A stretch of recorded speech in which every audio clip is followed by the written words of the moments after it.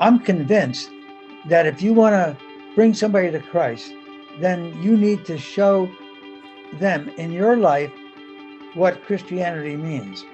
And it's not so much preaching as it is the way you live your life. Hello, and thanks for joining in. I'm Jana Harmon, and you're listening to the Side B podcast, where we see how someone flips the record of their life. Each podcast, we listen to someone who has once been an atheist, but who unexpectedly became a Christian. It's often thought that religious people are religious just because they grew up that way. They don't know any different, so they just believe. And it is thought that once they discover the truth about religion, they will no longer believe. But what happens when someone grows up in an atheist household, resolutely identify as an atheist until middle age, and then comes to believe that religion, particularly Christianity, is true? When someone has been an atheist for most of their lives, later into middle age, the odds of such a dramatic life shift from non-belief to belief is often surprising, both to the person who's making such a tremendous paradigm shift, as well as those around them.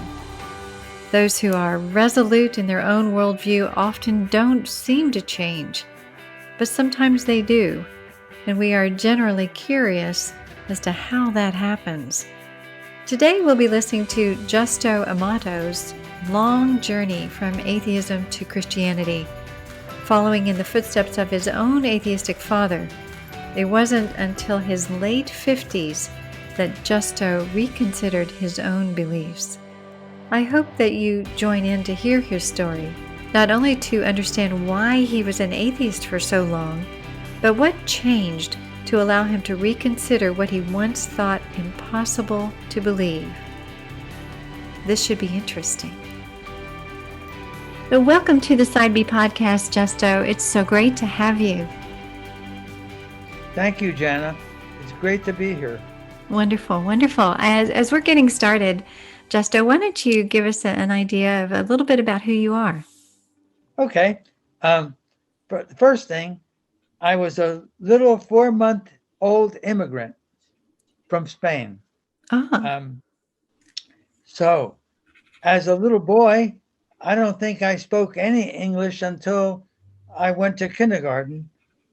Neither of my parents spoke English. My father spoke a little bit. My mother spoke none. And so my brother and I grew up speaking Spanish and English back and forth, always speaking English to one another, but Spanish to my parents. And your family, that's fascinating. Your family moved over from Spain, so you were immigrants to the U.S. What part of the U.S. did you grow up in?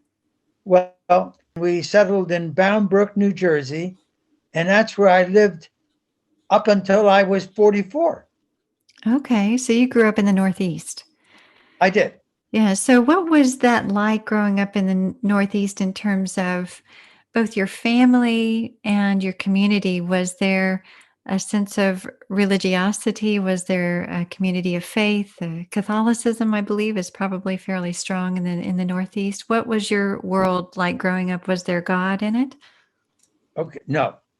My father was an atheist. He, as a young man in Spain, he saw the priest living very well while the community was struggling. And so he just became totally anti-church. So I never heard even the mention of God or Jesus, never saw a Bible. Most of my friends in my neighborhood were Catholic.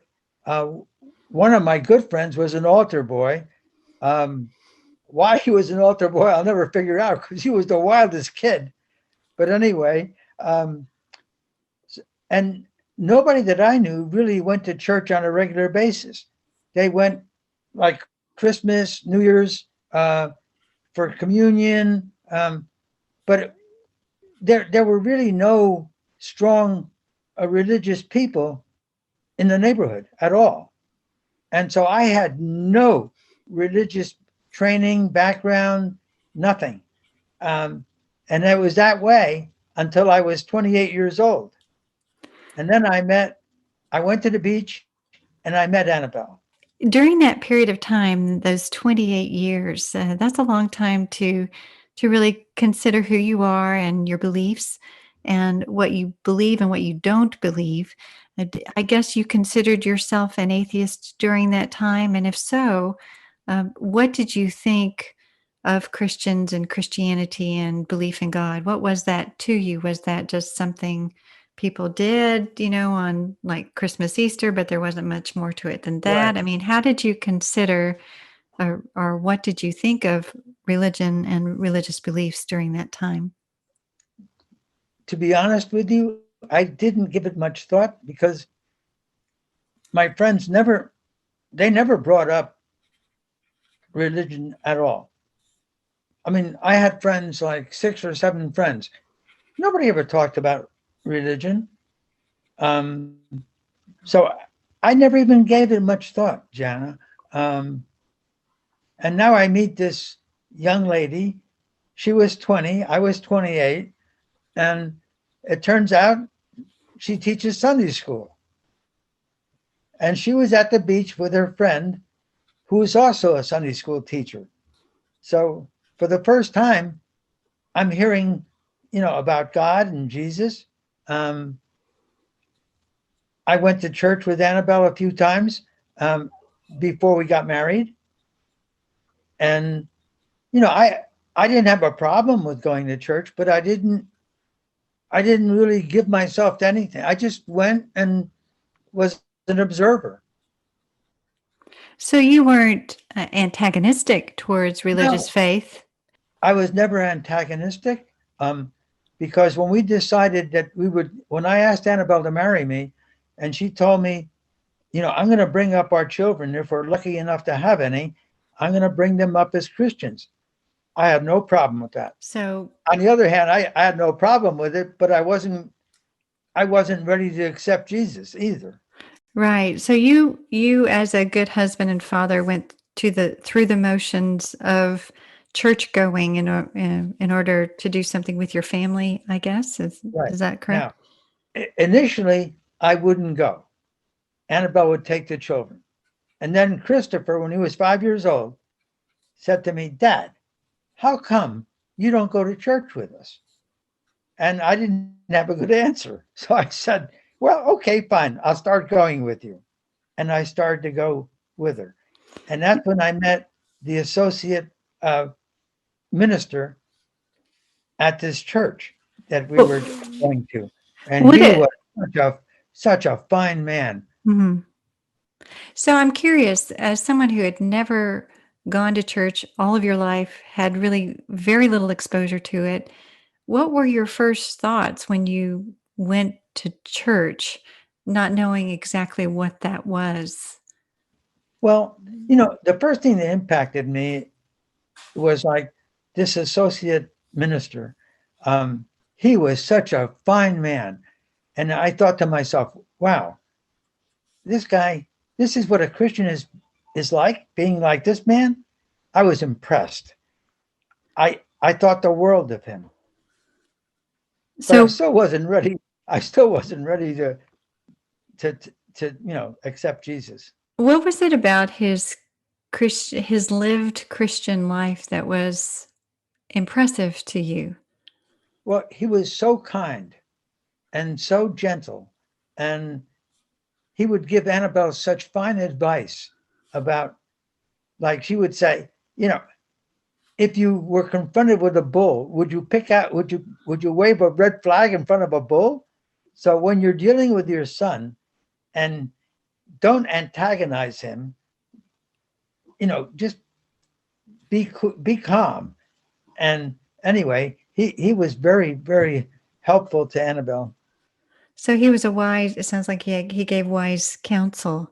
He did. Yeah. So as you were sitting there in those church services and they were singing songs about God and Jesus, what were teachings from the Bible?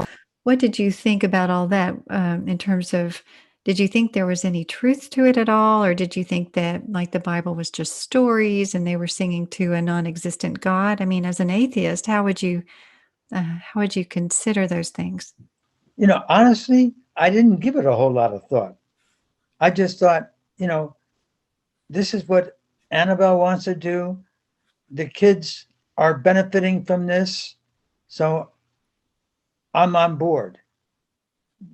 Mm. But I didn't see it applying to me, You didn't if see it that makes applying. any sense. Yeah, yeah. So you didn't see it applying to you because No, you as an atheist, there's a sense of autonomy and kind of, independence, and that you don't need that kind of thing in your life. Is that how you were considering it?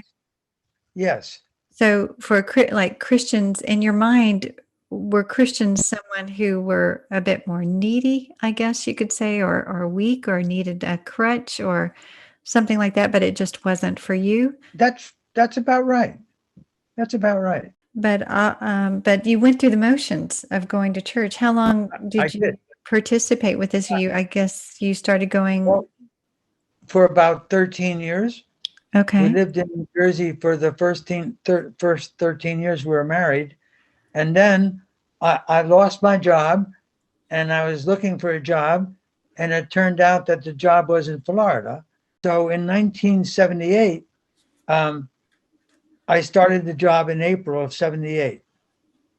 Mm. And Annabelle and the kids stayed in New Jersey until August. We were having a house built and the kids were finishing school. So you moved down to Florida, and you moved the Yes. family down to Florida, and Yes.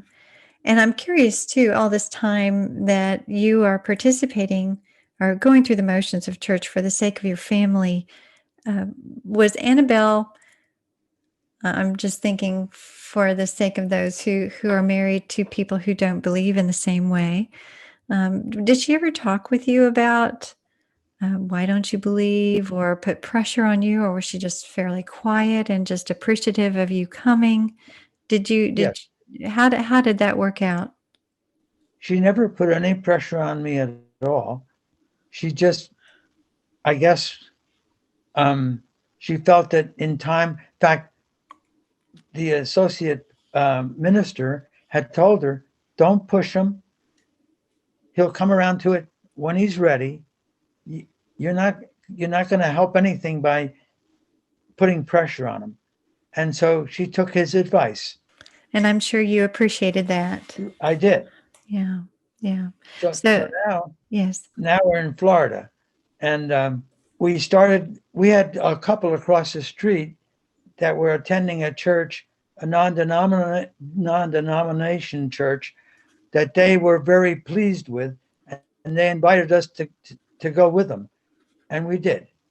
And so now we started going to this church, and again, I was going every Sunday. I was going to different events, but I was just going through the motions. I Right. wasn't really prepared to accept Jesus. I didn't see a need for it. And then they had home fellowship groups. And this very good friend of ours, the wife, kept putting a little pressure on me. Why don't you come to these meetings? Come, you're going to love it. And so I did. I started going to those. Now I started meeting men that I had a lot of respect for. And, I started thinking, gee, these guys, they believe. What's wrong with me? Why can't I get over this resistance that I have that goes all the way back to when I was a child and never heard of Jesus, never heard of God, never read a Bible, never saw a Bible. And so now I began studying the Bible a little bit, and that went on for a few years. And I'm then one day we would go to church regularly. It was a Good Friday. And Elizabeth happened to be here. She was in grad school, but she was here. And so Annabelle, Elizabeth, and I went to church on a Good Friday, and we met another couple that we were friends with, and they had communion. And I had never taken communion because I felt, I'm not a Christian. I'm not a believer. I should not take communion. But all of a sudden, I just felt an urge. I should take communion. And I did. And Annabelle almost fainted. Elizabeth put her hand on our friend who was sitting next to her, and she said, I can't believe what I just saw my dad do. I can't believe it. I'd like to pause for a moment and tell you about the CSLewis Institute. We are living in a day and time when Christianity is being increasingly marginalized and even canceled, when distractions are prevalent and intentionality towards spiritual growth is curbed. More than ever, we are in need of deeper intentional discipleship as we face challenges in today's world. The CSLewis Institute is here to serve you, your study groups, and your church in creating mature disciples who know and live out their biblically grounded faith in Jesus Christ. They provide thoughtful, intelligent resources for individuals, groups, and Bible studies. They provide a year-long fellows program for spiritual growth among like-minded Christians pursuing faith in a serious, structured way. And they host events with respected Christian authors and thinkers to help us understand Scripture and the Christian worldview. They also help us engage culture in effective ways. We hope you'll not only take a look at these offerings, but also prayerfully consider donating to this ministry. You can find out more about the CSLewis Institute and give by going to our website at www.cslewisinstitute.org. Now back to our story. Yes. Oh, well, yeah. I'm sure it was a bit surprising. That was the moment that I accepted Jesus. And I still can't explain, why that particular night, but that's when it happened. And then I began to really become a Christian, to participate in home Bible studies and to like work in the children's ministry and to do things. So that was the evening that I accepted Jesus. And I think it was 1992, I think it was. Let's see. Yeah, I think it was about 1992. So it took me a long time.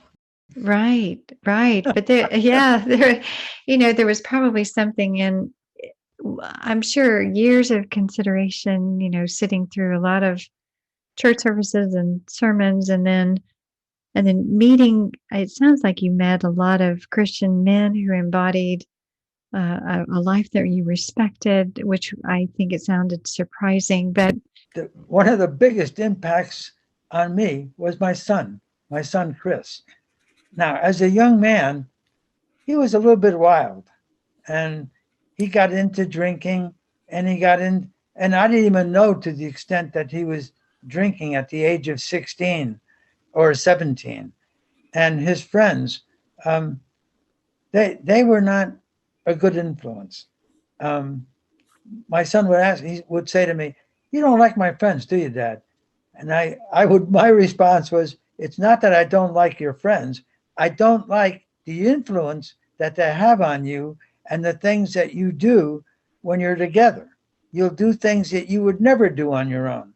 And now he went to graduate school at Emory, and he met some really fine men. And without mentioning any names, he had a wonderful influence about him. He had an accountability partner.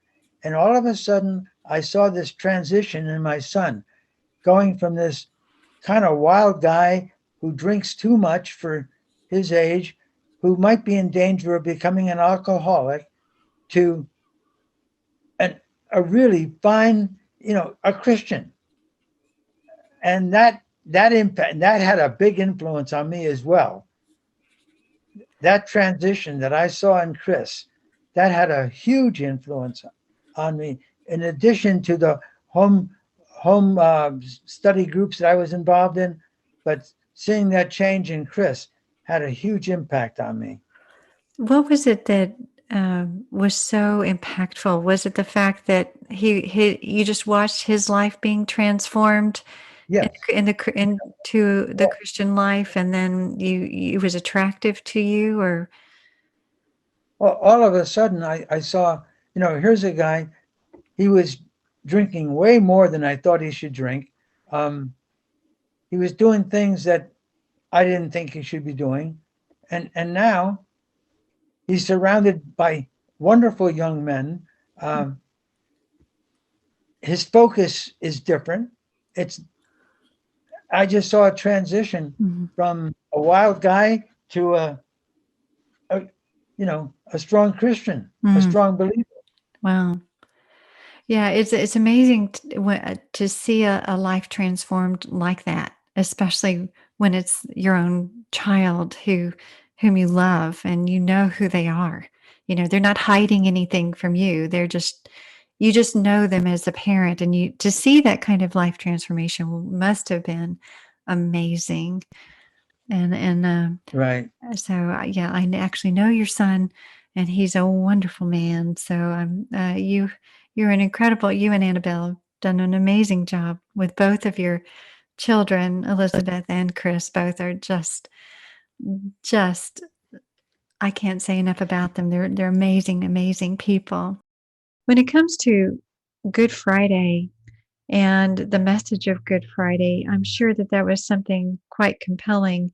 The gospel of Jesus, knowing, that there's acceptance and forgiveness no matter what you've done. I'm sure that was something that you felt, or was there Right. anything particular? Good Friday, for those who are listening who may not know what that is, Good Friday is actually the day designated when Christ was crucified on the cross, where Christians come together and remember that and what he did on their behalf, that is taking on the sin of the world. And so that we don't have to earn our acceptance with God, rather Right. God paid for our sin. And it's a really amazing thing when you realize or take that in personally. And there must have been something about the message of that evening and understanding what communion is. Communion is really remembering what Christ did for you, basically. It's a sacrament. Right. Yeah. So I'm sure there must have been something there for you that evening, kind of a culmination of many, many years of taking very small steps, but nevertheless, you were taking steps forward. It sounds like even though you were resistant for many years in your life, you continued to find yourself taking steps forward. And then the next thing you know, you find yourself actually believing this person of Jesus. Is that it? I guess it happened over, like you say, a long period of time. Right. No, it was a gradual, very gradual Yes. process for me. And all this time, my mother died in 79, and my father started coming to visit us every January, February, March, roughly those 2-3 months. He was still an atheist. And as far as I know, he was an atheist the day he died. But my father was a really kind man. He was very good to both my brother and I. He was a good husband, but he was never a believer.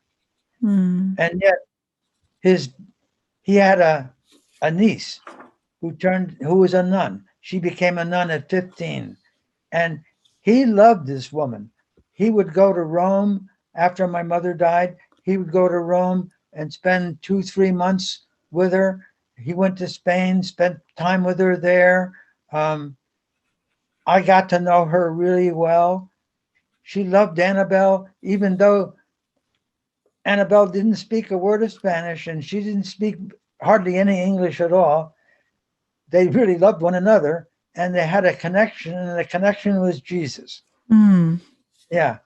The nun, but she she believed in Jesus, and so that was their focal point You that know, brought that both together. I'd like to take a moment to tell you about the monthly resource at the CSLewis Institute.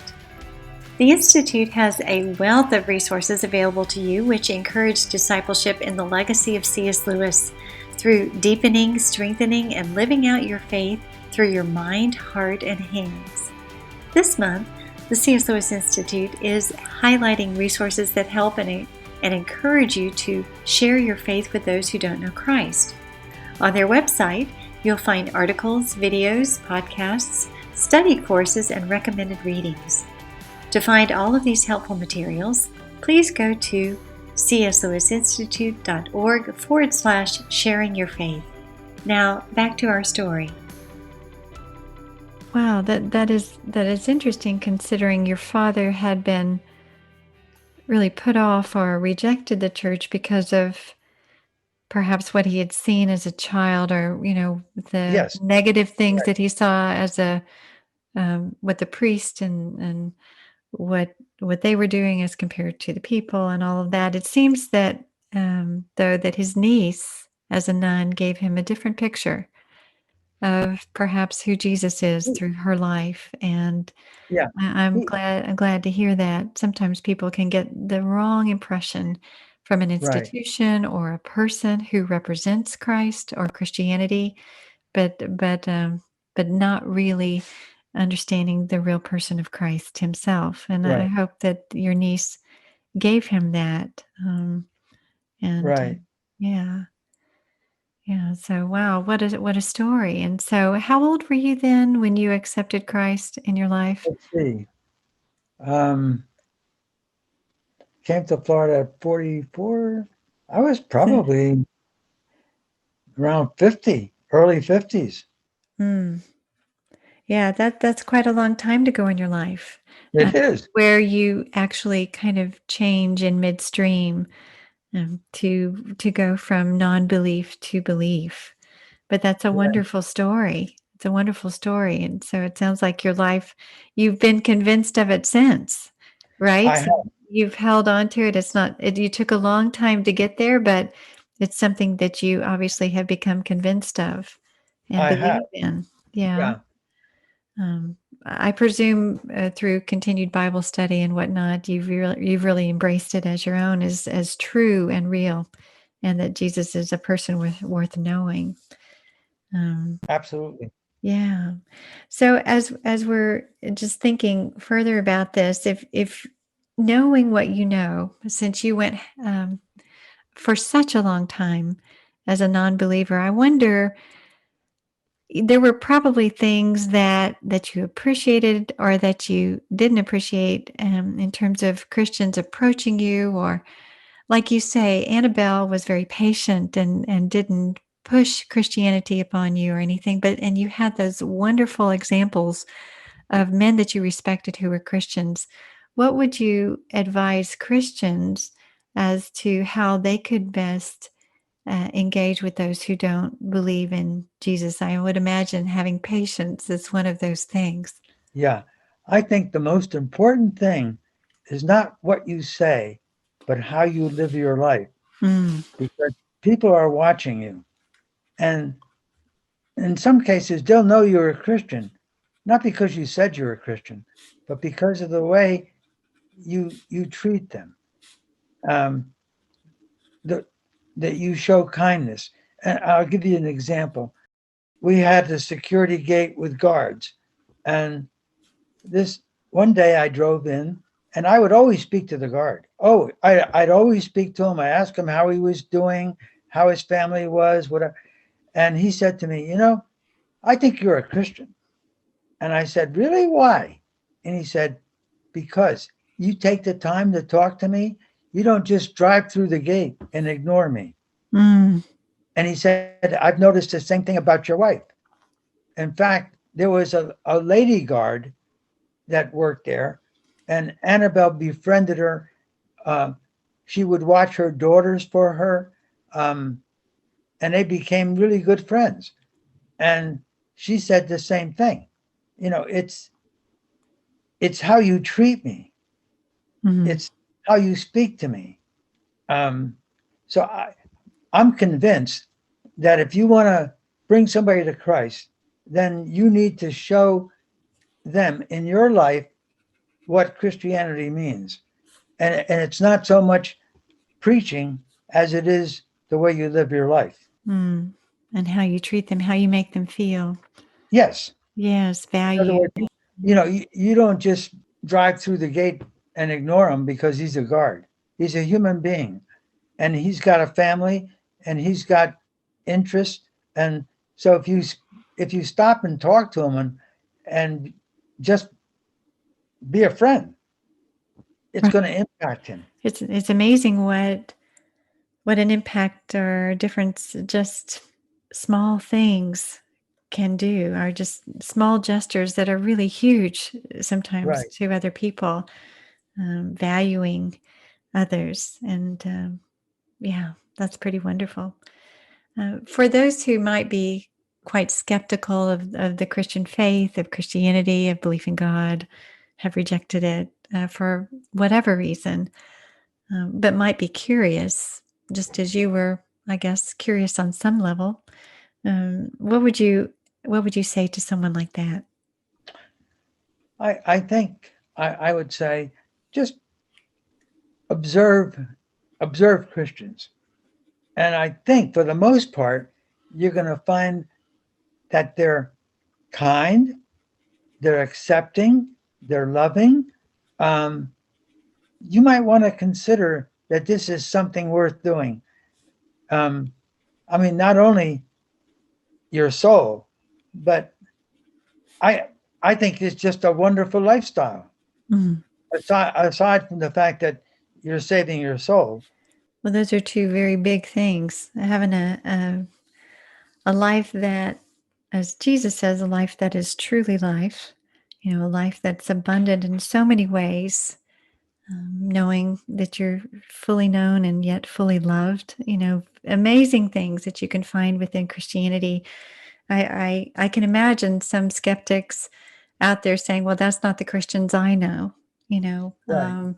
And that Yeah. sometimes can be a really difficult issue, just like your father encountered a priest who didn't fit what he thought Jesus was about, and so I think sometimes I think our witness can be good in terms of when we do live the Christian life, when we let and allow Christ to live in and through us. But unfortunately, sometimes we don't always live as we should, and sometimes looking past the Christian life towards Jesus is the best is the best way to really consider.